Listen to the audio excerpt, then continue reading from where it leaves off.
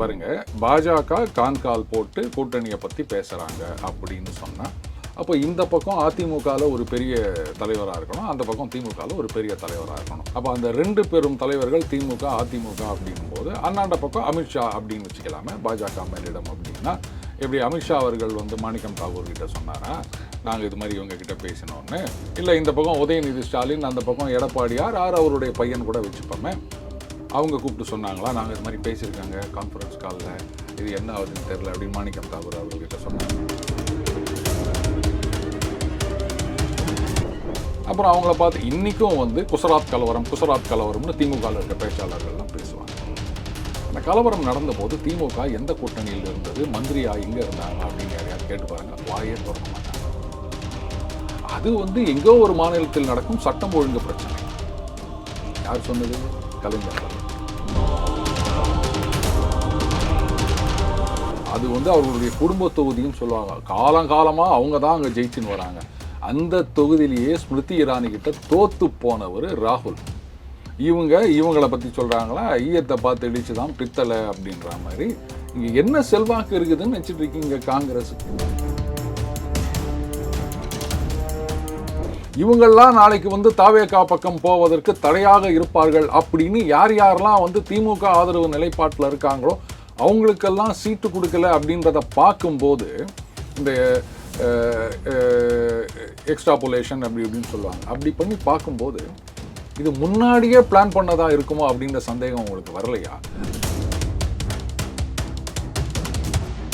அரசியலில் நிரந்தர எதிரிகளும் இல்லை, நண்பர்களும் இல்லை அப்படின்னு இன்னொரு டயலாக் சொல்லுவாங்க. இதெல்லாம் டெம்ப்ளேட் இருக்குது, அந்தந்த நேரத்தில் அந்தந்த டெம்ப்ளேட்டை எடுத்து சொல்லுவாங்க. இவங்க இப்படி தான் இது போயிட்டு இருக்கே தவிர, இதெல்லாம் நீங்கள் உறுதின்னு எடுத்துக்காதீங்க. மறுபடியும் ஒரு காலகட்டத்தில் இதே திமுக காங்கிரஸ் சேருவதற்கான வாய்ப்பு தாராளமாக இருக்குது. ஆனால் 13ஆம் தேதி தான் அந்த பிளவு ஓட்டு போடும்போது தான் தெரிஞ்சுது, அது வரைக்கும் தெரியல. இப்போ 4ஆம் தேதி கான்ஃபரன்ஸ் கால் போட்டு பேசினாங்க, எங்களுக்கு 5ஆம் தேதி தெரிஞ்சுது, 4ஆம் தேதியே தெரிஞ்சுது, அதனால தான் நாங்கள் முடிவு பண்ணோம்னாரு. அன்றைக்கே ஏன் இதை வெளில சொல்லலை? இது இவங்க பண்ண தப்பு. அவங்களுக்கு தேவையில்லாமல் ஒரு ராஜ்யசபா எம்பி 28 சீட்டு இதெல்லாம் கொடுத்து இவங்களே அவங்களுக்கு குழி பறிச்சுக்கிறாங்க.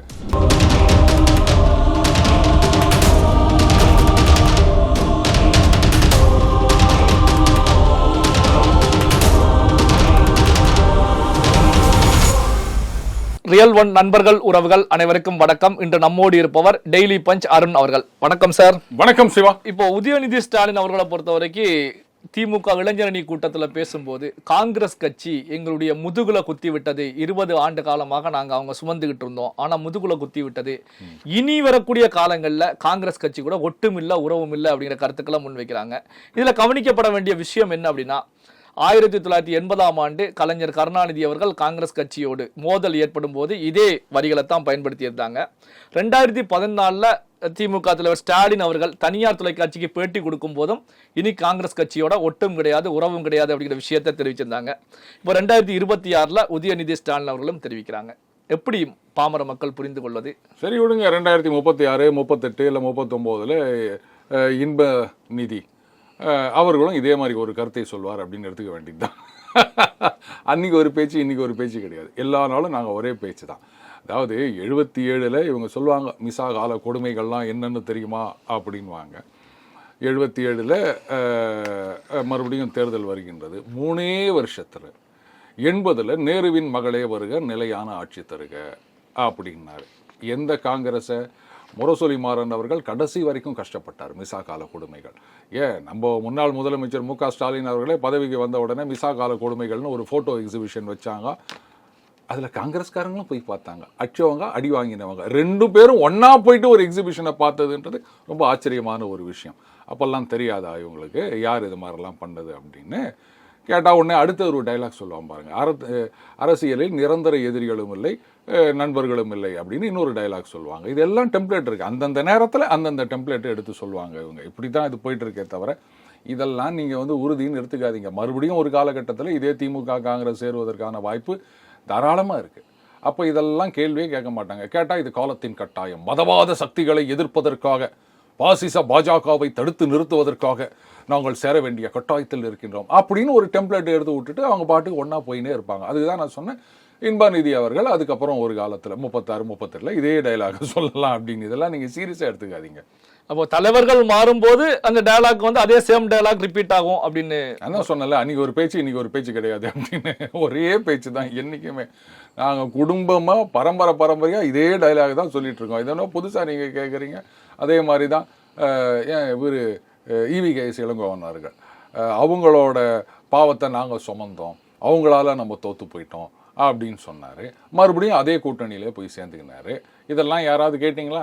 அதனால் காங்கிரஸுக்கும் இதெல்லாம் ஒன்றும் கிடையாது, திமுகவுக்கும் ஒன்றும் கிடையாது. எல்லாருக்கும் தேவை ஓட்டு, அவ்வளோதான். அதே நேரத்தில் வந்து காங்கிரஸ் கட்சியுடைய நாடாளுமன்ற உறுப்பினர் மாணிக்கம் தாக்கூர் அவர்களை பொறுத்த வரைக்கும் எங்களுடைய முதுகுல திமுக குத்த முயற்சி செய்தது அப்படிங்கிற நிலையில ஒரு கருத்துக்களை முன் வச்சிருக்காங்க. அதாவது 4ஆம் தேதி ரிசல்ட் வந்த அன்னைக்கு டெல்லியில இருந்து பாஜகவுடைய மூத்த தலைவர் ஒருவர் கனெக்டிங் கால் போட்டு அதன் மூலமாக திமுக அதிமுக கிட்ட கூட்டணிக்கு பேசினாங்க. திமுகவும் இசைவு தெரிவித்து அந்த பக்கம் பேச்சுவார்த்தையில ஈடுபட்டதன் மூலமாகத்தான் 5ஆம் தேதி டெல்லியில காங்கிரஸ் கட்சியுடைய பொதுக்கூட்டம் கூட்டி அதுல ஆலோசித்து 6ஆம் தேதி தாவேகாவுக்கு ஆதரவு தெரிவிச்சோம். சோ திமுகவுடைய செயல்பாடு தான் நாங்க வந்து வெளியேறுவதற்கான காரணம் அப்படிங்கிற நிலையில கருத்துக்களை முன் வச்சிருக்காங்க. 4ஆம் தேதி எத்தனை மணிக்கு அந்த கால் போட்டாங்களா?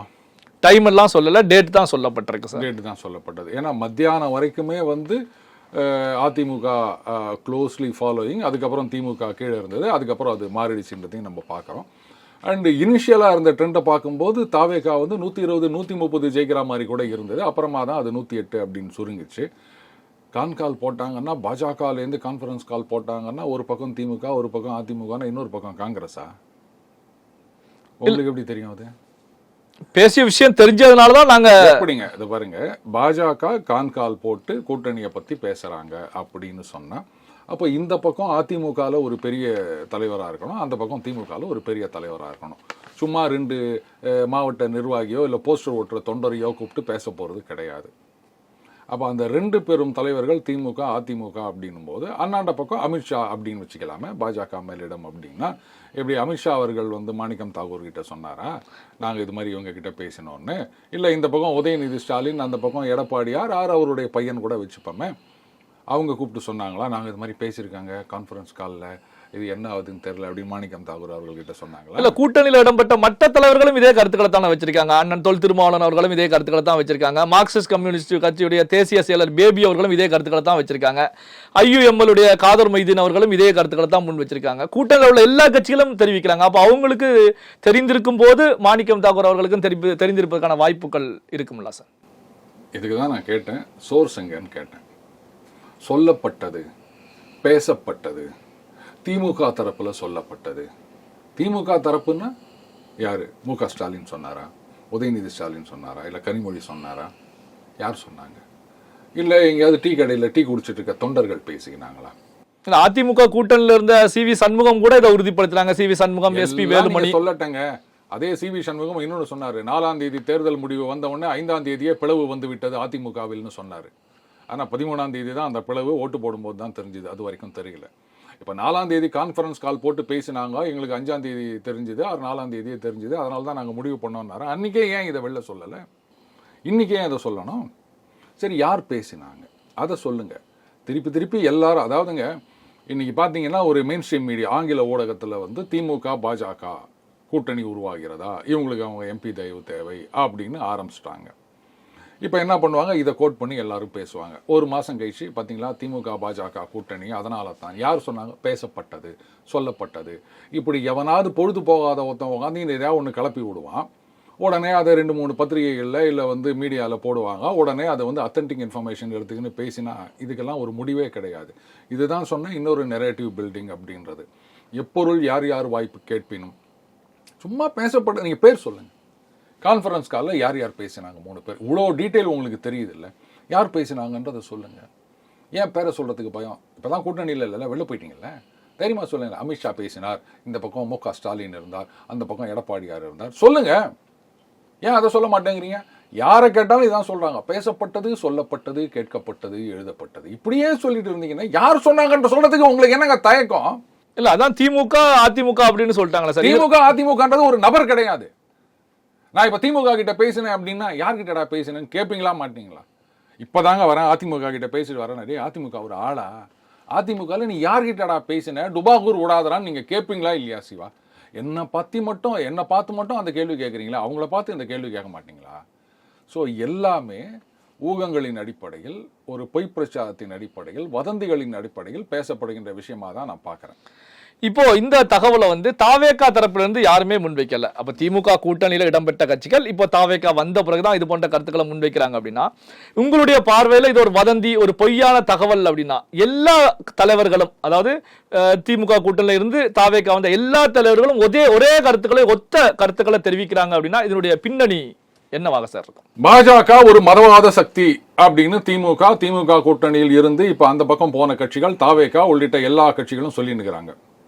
சார், எல்லா கட்சியும் வந்து பாஜக மதவாத கட்சின்னு சொல்றாங்களே சார் அப்படின்னு கேட்டா நீங்க என்ன கேள்வி கேட்பீங்களா மாட்டீங்களா? அவங்க சொன்னாங்கன்னா உனக்கு எங்க போச்சு புத்தி அப்படின்னு. சரி, அதிமுக பாசிசம், ஏன்னா அவங்க பாஜகவுடன் சேர்ந்து விட்டது அப்படின்னா, ஏன் திமுக சேரலையா? இன்னி வரைக்கும் இதே வன்னியரசு அவர் வந்து ஜேவிசி ஸ்ரீராம் இவங்கெல்லாம் ஒரு பேட்டியில், ஒரு தொலைக்காட்சி விவாதத்தில் கலந்துட்ட வீடியோவை இப்போ ஜேவிசி ஸ்ரீராம் போட்டிருக்காரு. அதில் வன்னியரசு அவர்கள் என்ன சொல்றாரு, இந்த மாதிரி வந்து 2000 முஸ்லீம்களை கொன்ற கொலைகாரன் மோடி அப்படின்னு சொன்ன வீடியோவை பார்த்தோம். சரி, இப்போ 2001 திமுக பாஜக கூட்டணி, அப்போ விசிகா எங்க இருந்தது? அதுக்கு யாராவது ஒரு பதில் சொல்லுவாங்களா? எனக்கு பாஜகவுடன் திமுக கூட்டணியில் இருக்கும்போது நீங்க எங்க அங்க போறீங்க? அப்புறம் அவங்கள பார்த்து இன்னைக்கும் வந்து குசராத் கலவரம்னு திமுகவில் இருக்க பேச்சாளர்கள்லாம் பேசுவாங்க. அந்த கலவரம் நடந்த போது திமுக எந்த கூட்டணியில் இருந்தது, மந்திரியா எங்க இருந்தாங்க அப்படின்னு யாரையாவது கேட்டு பாருங்க, வாயே திறக்க மாட்டாங்க. அது வந்து எங்கோ ஒரு மாநிலத்தில் நடக்கும் சட்டம் ஒழுங்கு பிரச்சனை. யார் சொன்னது? கலைஞர் அவர்கள் சொன்னாரா இல்லையா? ஆர்எஸ்எஸ் ஒரு சமூக இயக்கம், அதை பற்றின உண்மைகளை நீங்கள் தான் மக்களிடம் எடுத்து சொல்ல வேண்டும்.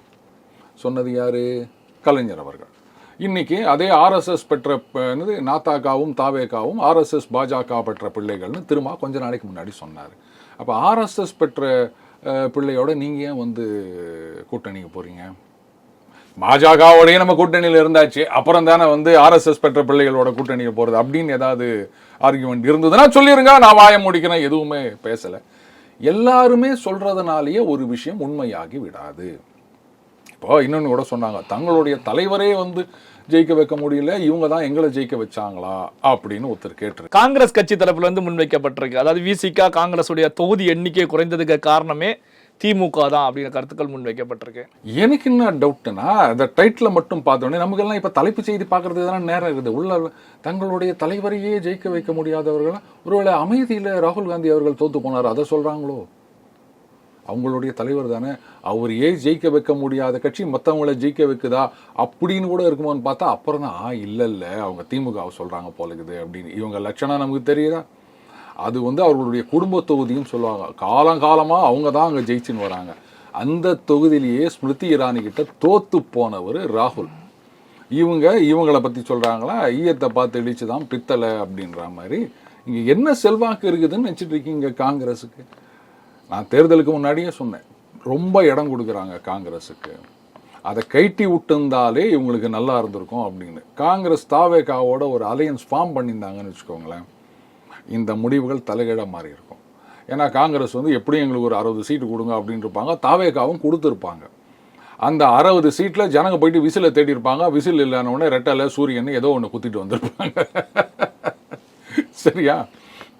இது இவங்க பண்ண தப்பு. அவங்களுக்கு தேவையில்லாமல் ஒரு ராஜ்யசபா எம்பி 28 சீட்டு இதெல்லாம் கொடுத்து இவங்களே அவங்களுக்கு குழி பறிச்சுக்கிறாங்க. ஸோ எல்லாரும் சொல்றதுனாலேயே அது உண்மையாகி விடாது சிவா. ஒரு வதந்தி ஒன்று வந்துருச்சு அப்படின்னு சொன்னால் அதையே எல்லாரும் சொல்றதுனால நான் அதை நம்பணும்னு அவசியம் கிடையாது. இன்ஃபேக்ட் இந்த மாதிரி ஒரு பேச்சு வந்தப்போ நான் டெய்லி பஞ்சில் பேசியிருந்தேன். திமுக அதிமுக சேர்றதுல என்ன தப்புன்றீங்க நீங்க? உங்களுக்கு என்ன யோகியதை இருக்கு அதை பற்றி கேட்கறதுக்கு? சிவசேனா காங்கிரஸ் எவ்வளோ ஜென்ம பகைன்னு தெரியும். சில மகாராஷ்டிராவில் 2 பேரும் ஒன்றா சேர்ந்துக்கல. இதே விசிகா வந்து காங்கிரஸ் ஈழப்படுகொலை சம்பந்தமா எவ்வளோலாம் குற்றம் சாட்டி இருக்கின்றார்கள். இன்னைக்கு 2 பேரும் ஒன்றா சேர்ந்துக்கல. அப்படி இருந்துச்சு நீங்க திமுக அதிமுக சேரக்கூடாதுன்னு சொல்றதுக்கு உங்களுக்கு என்ன யோகியதை இருக்குது? உணவும் சொல்றதுனா நிறைய சொல்லலாம், விசிகாவுக்கும் காங்கிரஸுக்கும் இருக்க முரண்பாடுகள் அப்படின்னு. இது நான் ஒரே ஒரு கேள்வி உங்களை நான் கேட்குறேன், இப்போ விசிகா மந்திரி சபையில் சேர வேண்டும் அப்படின்னு அழைப்பு வந்தது. சரியா? இந்த ஆதரவு கொடுப்பதா இல்லையா அப்படின்றத முதல்ல கம்யூனிஸ்டுகள் முடிவு பண்ணிட்டாங்க. இவங்க என்ன சொன்னாங்க, விசிகால இடதுசாரிகள் கம்யூனிஸ்டுகளின் கொள்கை முடிவை ஒட்டி எங்களது முடிவு இருக்கும் அப்படின்னு சொன்னார். சரி, அதுவும் லேட்டாக தான் அனௌன்ஸ் பண்ணாங்க. அவங்க முடிவு எடுத்துட்டாங்கன்னா உடனே சொல்லியிருக்கலாம். ஆனால் இந்த மந்திரி சபையில் சேருவது அப்படின்ற விஷயத்தில் இடதுசாரிகளின் முடிவை ஒட்டின்னு அவங்க சொல்லலை, கட்சியுடைய தொண்டர்கள் அப்படின்னு சொன்னாங்க. நீங்கள் வந்து மந்திரி சபையில் சேரணும் அப்படின்னு யார் கூப்பிட்டது சிவா?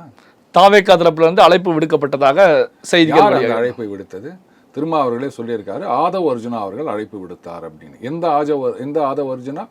20 பேர் தான் அவர் பக்கத்துல இருக்காங்கோ அப்படின்னு சொன்ன ஆதவ் அர்ஜுனா அழைப்பு விடுத்தார் அப்படின்னு திருமாவர்களே வந்து பதிவு செய்திருக்கின்றார். ஏன் கட்சியுடைய தலைவர், அந்த தாவேகாவின் முகமாக இருக்கின்ற, இந்த தமிழகத்தின் முகமாக இருக்கின்ற முதலமைச்சர் அவர்கள் அழைப்பு விடுக்க மாட்டாரா? நீங்க கேட்கலாம்ல. இல்ல, முதல்வர் சொன்னதுனால ஆதவ் அர்ஜுனா அவர்கள் அழைப்பு விடுத்திருப்பாங்க. ஒரு 2ஆம் கட்ட தலைவர் அப்படிங்கிற நிலையில தாவேகாவுல இருக்காங்க. 2ஆம் கட்ட தலைவர் தான், முதல் தலைவர் வந்து அழைப்பு விடுக்க மாட்டார். இல்ல, ஆதவ வேண்டியதானே? இல்லைங்க, அவர் அழைப்பு விடுக்கட்டங்க, அப்புறம் நான் வரேங்க அப்படின்னாவது சொல்லாம ஒரு பேச்சுக்காவது சொல்லிருக்கலாமே. அழைப்புன்றது முறையா முதலமைச்சர்கிட்ட இருந்து வரணும். ஏன்னா யார் யாரை மந்திரியாக நியமிப்பது அப்படின்றது ப்ரெராகேட்டிவ் ஆஃப் த சீஃப் மினிஸ்டர். அப்ப அவர்ல அழைப்பு விடுத்திருக்கணும். என்னை தவிர வேறு அதிகார மையம் கிடையாதுன்னு சொன்னார்ல, இதுக்கு பேர் என்ன? அப்போ பதவியில சேரணும் அப்படின்றது உங்களுடைய ஆசை. ஒருவேளை அதனால தான் வந்து நாளைக்கு பிரச்சனை வரக்கூடாது அப்படின்றதுக்காக திமுக ஆதரவாக நிலைப்பாட்டில் இருக்கக்கூடிய சில பேருக்கு சீட்டு கொடுக்காம நிறுத்திட்டாரோ? பனையூர் பாபு அவர்கள் கட்சியிலிருந்து விலகி இருப்பதாக செய்திகள். ஆலூர் ஷானவாஸ் அவர்களுக்கு சீட்டு கொடுக்கல, அதிருப்தியில கவிதை வரிகள் கூட போட்டிருந்தாரு. அப்போ இதெல்லாம் நீங்க பார்க்கும்போது இது முன்கூட்டியே ஏதோ நடந்த மாதிரி உங்களுக்கு தெரியலையா? இவங்கெல்லாம் நாளைக்கு வந்து தாவேகா பக்கம் போவதற்கு தடையாக இருப்பார்கள் அப்படின்னு யார் யாரெல்லாம் வந்து திமுக ஆதரவு நிலைப்பாட்டில் இருக்காங்களோ அவங்களுக்கெல்லாம் சீட்டு கொடுக்கல அப்படின்றத பார்க்கும்போது இந்த எக்ஸ்ட்ராபுலேஷன் அப்படி இப்படின்னு சொல்லுவாங்க, அப்படி பண்ணி பார்க்கும்போது இது முன்னாடியே பிளான் பண்ணதா இருக்குமோ அப்படின்ற சந்தேகம் உங்களுக்கு வரலையா? நான் ஏன் சொல்றேன்னா, 2016 மக்கள் நல கூட்டணி அமைக்கின்றார்கள். அதில் விசிகாவும் ஒரு அங்கம் வகிக்கின்றது. பிற்காலத்தில் பேசின திருமாவர்கள் என்ன சொல்றாரு, ஏன் இங்க வந்தார்னா, கலைஞர் அவர்கள் தான் 1 வருஷத்துக்கு முன்னாடியே சொன்னாராம், நாங்கள் வந்து அதிகமான தொகுதிகளில் நிற்கணும், அதிமுக அப்படி நிற்கிறதுனால தான் ஜெயிக்கிறாங்க, அதனால நீங்க போயிருங்கன்னு சொன்னாரு, அதனால தான் மக்கள் நல கூட்டணிக்கு வந்தோன்னு திருமாவர்கள் பேசின வீடியோ இருக்கு. உண்டா இல்லையா? அப்ப அந்த மாதிரி வந்து தாவேகா, ஆதவ் அர்ஜுனா இவங்கெல்லாம் சேர்ந்து ஏதோ முன்கூட்டியே பிளான் பண்ணியிருப்பாங்களோ, நாளைக்கு நம்ம அந்த பக்கம் போயிடுவோம், அதனால் வந்து திமுக ஆதரவு நிலைப்பாட்டில் இருந்தால் நாளைக்கு பிரச்சனை வரும் அப்படின்றதுக்காக அவங்களுக்கு சீட்டு கொடுக்காம இப்படி கட்டம் கட்டினாங்களோன்னு ஒரு சந்தேகம் வரத்தானே செய்யுது. நீங்கள் அந்த மாதிரிலாம் வந்து அப்படி சொன்னாங்க இப்படி சொன்னாங்க திமுக அதிமுக இணைப்பு அப்படின்போது அப்போ இந்த மாதிரியும் ஒரு பாசிபிலிட்டி இருக்கிறத யோசிச்சு பாருங்க.